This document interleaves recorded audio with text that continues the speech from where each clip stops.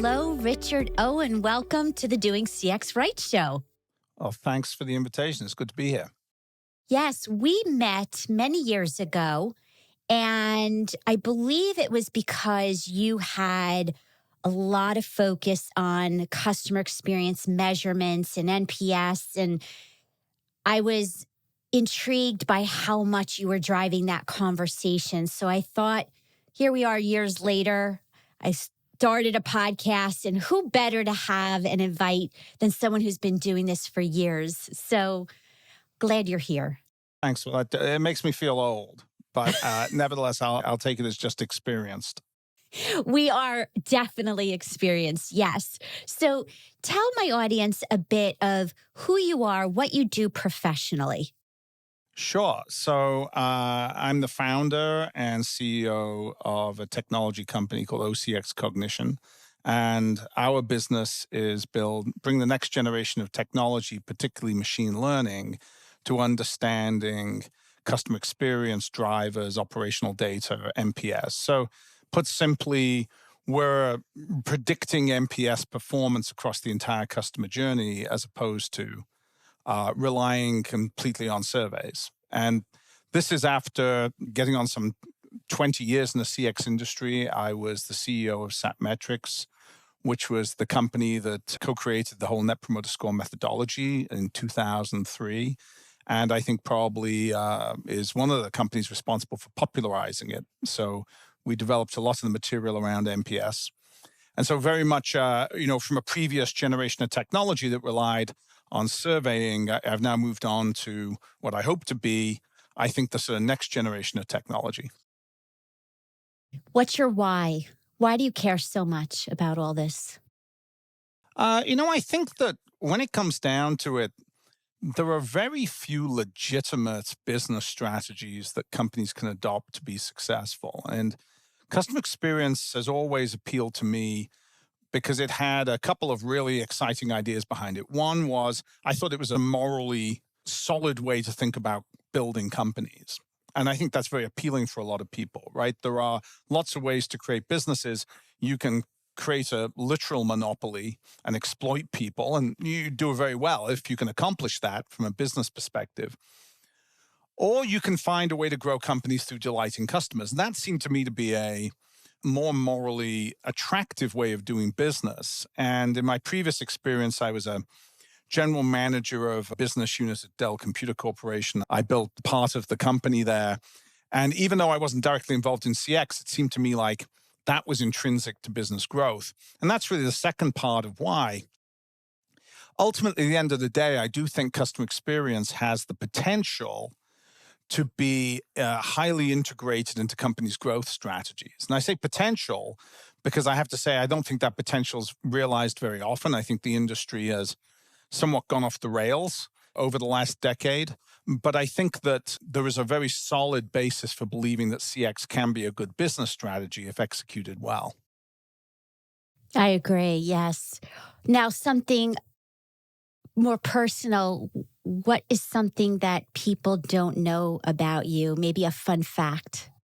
Well, it's a good question as to which people wouldn't know this, but probably the fun fact is I'm a huge supporter of Liverpool Football Club, which, if you're in any way connected with English football or soccer, as we say here in the States, it probably has some meaning. And especially for someone of my generation, because, and again, Stacy's may mean nothing to you, but I grew up at a time when Liverpool was the dominant team in Europe, was one of the most successful clubs in the history of the sport. And then for a large part of my life, they were less successful, and they only just realized that same level of success in the last couple of years. So particularly big time for those of us who've been waiting for half our adult lives to see this come around again. Love it. So let's get into some topics here that you know a lot about. And this is something that every company will care about, and that is risk. How do you minimize risk? How do you get ahead of it before it's too late where customers say, I'm done, goodbye? Yeah, so this is a particularly relevant topic for just about anyone who's in business to business today, because one of the big transitions that we've seen over the last decade is a fundamental shift from thinking of customers as sort of transactions to thinking of them as lifetime value type relationships. And some of that's been driven by transitions in subscription type models. Certainly that's been a big factor in the software industry, but I think it's also spilled over into telecommunications, financial services. We're now used to thinking of customers as an annuity stream. And in fact, our economic models don't work if we're not really successful at maximizing that long-term annuity stream. So associated with that annuity is the risk of loss. Customers no longer stay sold. You don't go and sell a deal to someone, take the money, and that's it. You're now in a business where we all care about retention. And when you care about retention, then you're concerned about the risk of loss of customers. Now, for most people running large B2B companies, they're managing a portfolio of accounts, and they recognize a few key facts. The first one is that within a portfolio, there's vastly differing levels of risk. And so some accounts might be, for entirely logical reasons, very loyal. Some might be for entirely illogical reasons, very loyal or very disloyal and likely to churn. And that's something that the CX industry has traditionally thought we had a good bead on when we used measures like NPS. But that's really pretty insufficient if you think about it, because time is a very significant variable here. If you find out about a customer leaving too late, two things happen. One, the likelihood you'll be able to recover that account drops very substantially. Secondly, even if there's a possibility, the cost to mitigate that problem increases quite dramatically. So time is a very, very significant factor. If you can find out about risk earlier in the cycle, you have both more time to affect change and recover, but you have a much lower cost. So many people managing B2B portfolios have become almost obsessed with this idea of how do I get an early warning system? How do I better understand the health of accounts? Because there's such relevant financial impact associated with it. Now, honestly, historically, companies have tried two things. They've tried measuring it through metrics like NPS and surveying, and they've tried asking their teams. Now, let me talk about, first of all, the benefits of asking your employees what they think. At this point, the data suggests that asking people what they think about the health of their accounts is so error-prone, you'd almost be better off betting against your team. And that's quite logical if you think about it. First of all, the people on your staff may not be talking to the right people at the account. They bring their own biases. They tend to actually have a real hard time understanding risk in an analytic sense. So when they're talking to customers, they perceive a customer who is congenial as being loyal, or they talk about topics that are comfortable topics, and somehow the real issues never get unearthed. So if a customer success manager or an account manager comes and says, this account's in great shape, it creates two problems for you. The first is they may be completely wrong. And secondly, because they've said the account's in good shape, you tend not to focus on that account. So you're actually getting a complete misdirect. And so this whole notion that we can go around just asking opinions and get any kind of reasonable risk assessment is just mathematically completely incorrect, and in fact is more dangerous than, frankly, not asking. The other technique people use more objectively is they've used surveys. Let's survey our customers. Let's ask them whether they're promoters, passives, or detractors. And of course, that's become immensely popular, and most companies do that in some degree or another. But that has a few really significant fatal flaws. First of all, as survey response rates drop, especially in B2B, it's becoming obvious that the data you're collecting is not particularly indicative of the health of your customers. You can't just extrapolate from the accounts that respond to the rest of the account base. That mathematically doesn't work. Furthermore, the people who are responding in B2B might not be the right people, so you might be getting wrong information. And finally, even if you're lucky enough to get a really good group of responses, your data is almost inevitably way, way out of date, because you can at most get data twice a year. And that means for most of the year, you're in the dark. So ultimately, risk can only be addressed by an objective, timely way of calculating essentially the performance of customers. And that, I think, is where we're all striving to move forward. I think we're trying to dispense with the guesswork, dispense with the surveys, and move to models where we can be much more timely. We can buy our customers chance to respond to challenges by alerting them as to risk. So, wow, you said a lot of good information. I think one of the important pieces to this big puzzle is what we call close the loop. And I believe a lot of times companies are good at asking questions. Maybe they're not asking the right questions. Maybe they're not asking it in the right order.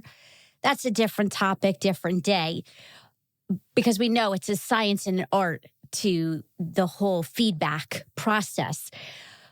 But also, I have been in many companies, and I imagine you've seen this too, that people ask questions, they check the box that they are customer centric, and then there's no actual, what are you doing with the insights?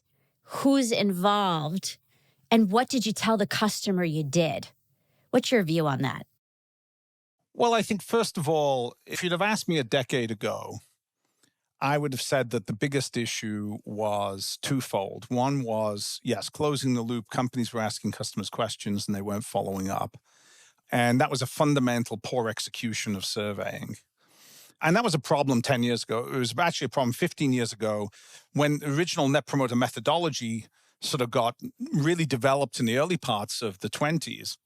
Closed loop was one of the core ingredients. And at the time, we were on a sort of mission to tell people, don't ask questions you don't want to essentially hear the answer to, and follow up and close the loop. So it's a long-standing problem, and it's contributed to the deterioration of response rates in surveys because customers don't think you'll do anything with it. There was also a more fundamental strategic dilemma, which was companies weren't doing anything at a macro level with the data. So even this sort of strategic analysis of customer experience wasn't being acted upon.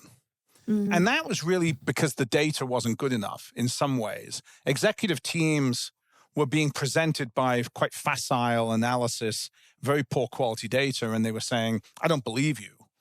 I don't think this is actionable. I don't think it's significant. And that came about as a consequence of some poor journey design, poor survey design, a very traditional kind of research orientation rather than operational analysis.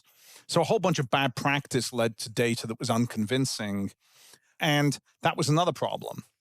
I think those are, frankly, problems now that should have been solved by most companies a long time ago.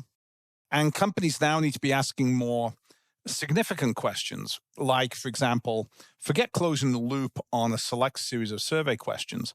How do I target action at accounts where I have the highest risk relative to reward? So if I look at my portfolio of business and customers, I have finite resources.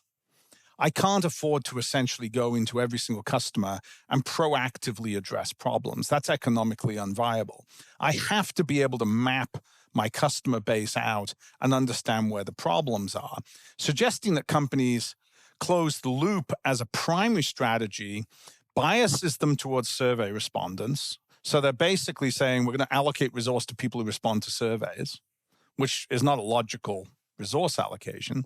Ignore customers who don't respond, which could be the biggest problem, and apply no sort of financial and economic logic to why they would respond. So I think at the end of the day, we have to do a complete rethink of this. We have to get to a more fundamental understanding of the health of our customer base. And we have to be able to direct resources in a much more efficient way and a much more targeted fashion. And so I think closed the loop was a great innovation 20 years ago. I think it was an idea that made a lot of sense for 10 years. I think a lot of companies still didn't adopt it, to your point, and I think that was a real shame, a real failing on their part. But I think today, honestly, companies should have even moved on from that, and we should be thinking much more analytically about where to put our resources. So, on that note about resources, one of the challenges that people talk to me about is they say, I know customer experience is important. That is not of question anymore. But the challenge is to get the leadership buy-in to get money to buy the tools and platforms and support, Right. proving that return on investment. What do you tell people who are struggling to show the value? It's different than, for example, in e-commerce, you have a very clear sale online or at your store. There's the cash register, there's cash or credit card. But with CX, it's a bit more difficult. So clearly there's reducing churn. But tell me what your view is when people feel stuck. I want to get money to invest. What do I do? Right. So first of all, let's acknowledge legitimately customer experience over the last 20 years has been resource deprived compared to equivalent initiatives. We actually ran research to the effect of understanding how parallels between, say, digital transformation, you call a program digital transformation, how it gets funded, call it CX and how it gets funded. And even if you essentially put identical programs under two different titles, executives want to invest in digital transformation. They don't want to invest in customer experience programs. So customer experience programs have, I think, a poor record of attracting dollars. And my reaction to people who say this from the practitioner perspective is I think the first thing we have to do is take a look at what we're actually doing. Because a lot of the programs that I see that aren't getting funded shouldn't be funded. The program's just so badly set up and run that, frankly, senior executives legitimately shouldn't be sticking any money behind them. And I think that's because CX leaders sometimes think this is a moral crusade. I should be given money to make customer experience work in my company because it's the right thing to do. And I don't have to necessarily be great at this. I don't have to figure out how to make an analytic case. Somehow executive teams are just not getting it. They don't understand. And I rarely find that to be the case. And I'm not to say, by the way, Stacy, that there aren't some executive teams that just don't get it. I'm saying that a lot of times CX practitioners are presenting very weak arguments for why they should get funded at higher levels. And that's usually associated with two major problems. The first is that they are successfully positioned their CX program as a survey program, and survey programs don't get funded. So if you compare survey programs as a source of data with, say, frankly, machine learning programs or digital transformation or other data science programs, they are underfunded because surveys are a very weak data set. And so executives don't care about survey data like they care about other types of data, operational data, for example, in the business. So a lot of CX programs won't be funded because they're basically glorified survey programs. And that's a very poor positioning for those programs. The second problem is that a lot of instances, they're not making any logical analytic connection between business objectives and CX program outcomes. So with all due respect, especially as somebody who's been in the NPS industry for 20 years, going and saying we're going to improve our NPS isn't a sufficient argument for investment. Not only is it not credible because you've got to make a lot of connections between measurement and actual outcomes, but also because a lot of the programs that are being set up don't understand how NPS is then going to link to financial outcomes in a useful analytic fashion. And so they're set up as sort of a research program in their own right. They're not connecting to business outcomes. Now, if you want to go a step further, Stacy, I would say that this is a skills deficiency within the CX community. I think that too many CX leaders are basically coming from the wrong developmental path personally. And so they're struggling to make the case to line management. Let me draw a contrast here. So some of the best CX leaders in the world come out of line management positions. They had a function in sales, had a function in marketing, maybe quality, manufacturing. They did a tour of duty at, let's call it the sharp end of the stick. And for those people, they instinctively understand how business outcomes are related to analytics and data, and also the fundamentals of accountability within companies.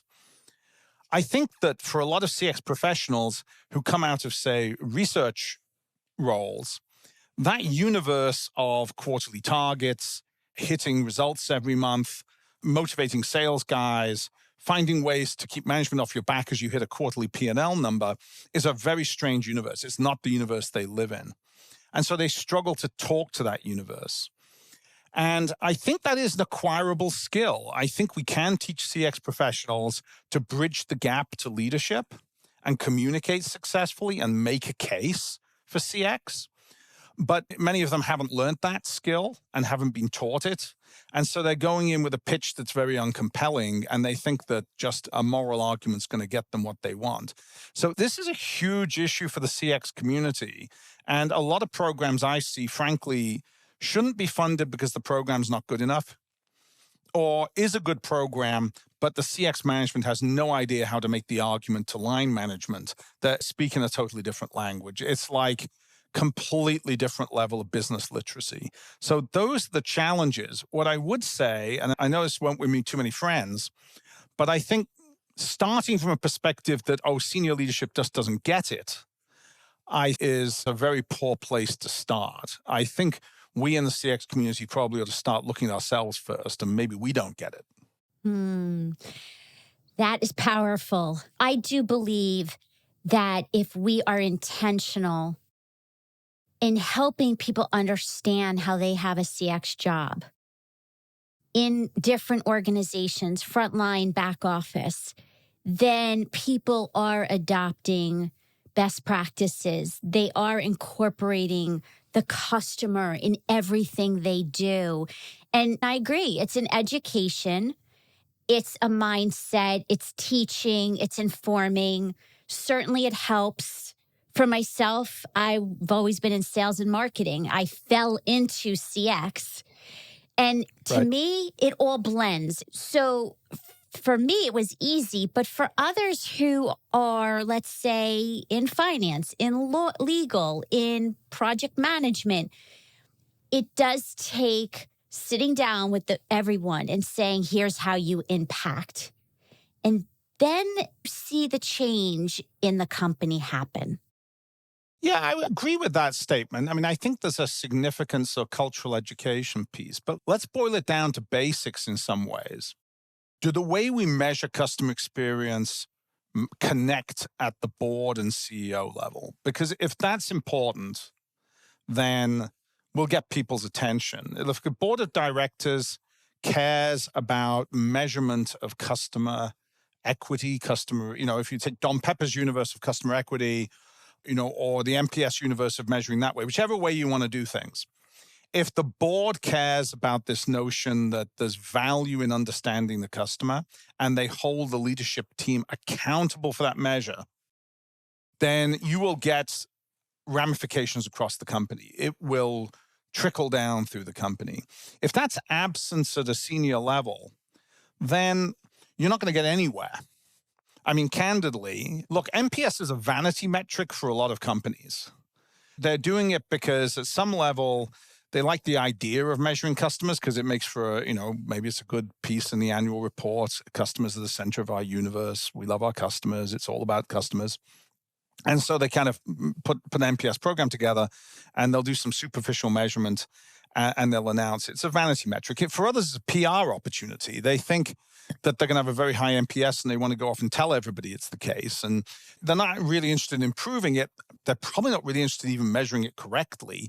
If anything, they're only interested if it tells a good PR story. So you get some pretty badly manipulated data in that regards. And a lot of companies announcing 80-point NPSs are just wrong. They don't have an 80-point NPS. So there's vanity metrics, there's downright manipulation, there's PR. And then there's the case where there is a level of conviction amongst the board and the management team that the long-term interests of shareholders are best served by building this customer asset as a company. And that conviction turns into measurement that's done sincerely, because if it matters, it's going to be measured correctly. And then it turns into accountability. The organization is held accountable for that performance. And these are the basic ingredients. And I hate to boil it down to something so simple, but at the end of the day, the presence of those criteria results in very serious investment and very serious execution around customer experience, the absence of those criteria results in absolute rubbish. It's all going to go nowhere. So the first question we should ask is, number one, are we actually trying to execute CX because we're accountable for it? Or are we playing at executing CX because we think it'll make a nice press release? People who are in the former camp, I think, will be responsive to logical arguments. Employees will be responsive to, as you put it, education and enlightenment. Enlightenment sounds very dark. It sounds far too euphemistic. But let's just say an illumination of the reality of the business is going to work. Companies that are playing at NPS or playing at customer experience, and there are a lot of them, look, frankly, you're never going to persuade that group of management to do anything. Yes. And I do also want to make it clear that it's not just big companies with board of directors. This is even small businesses where what we're talking about here and minimizing risk of losing customers and losing employees too, that this applies to every business. So want to make sure that anyone listening doesn't just say, that doesn't apply to me, because it does. Well, I think that's a great point. And look, small businesses in some ways, I always find, instinctively get this a lot easier than larger companies because they have less to fall back on.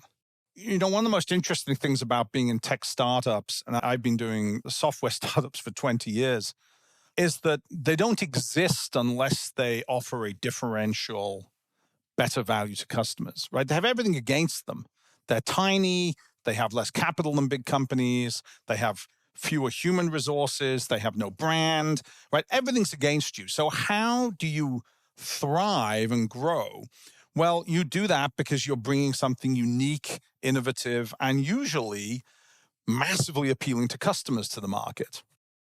And so most startups instinctively understand that they have to delight customers to be successful. It's just, and this is true for small companies as well.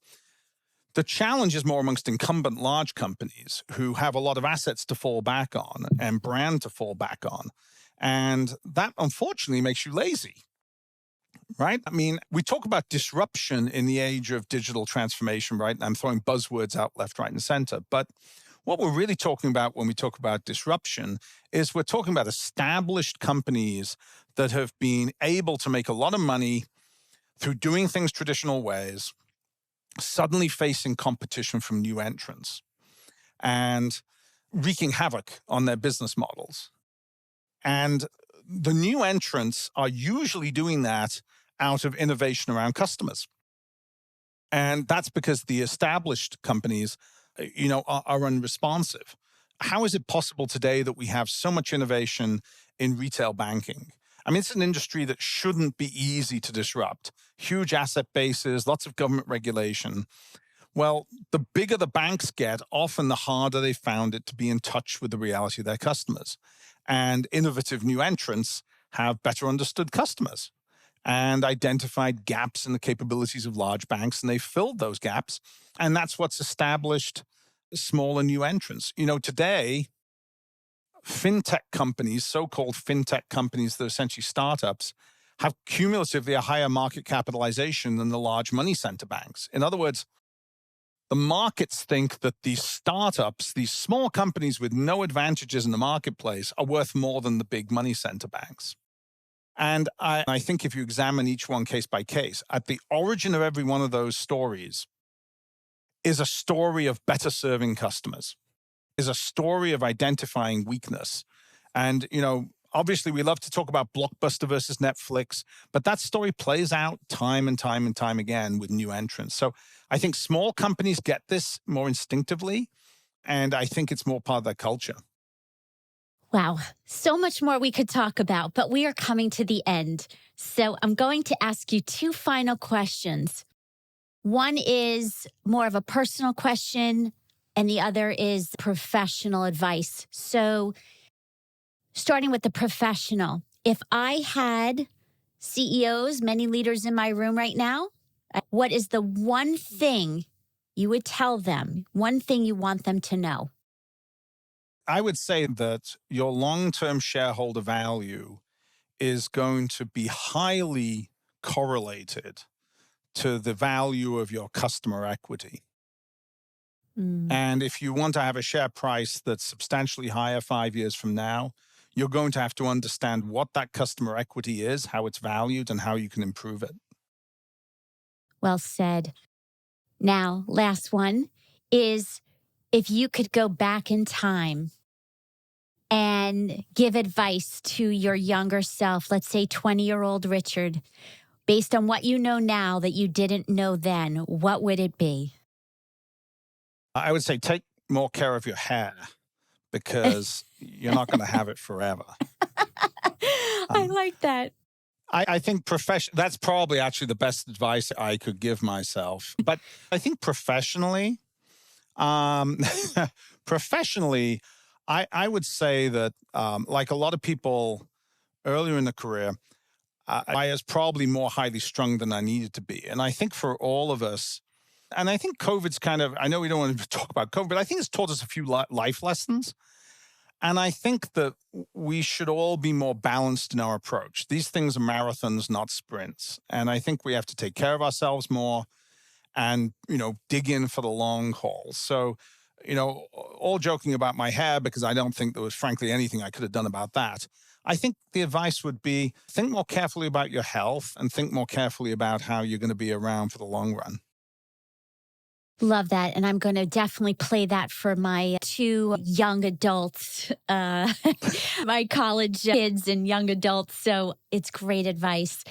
Well, this is a bragging moment as we say goodbye. Where can people find you, learn more about you? Because I know they will want to, and I'll add any links to the show notes.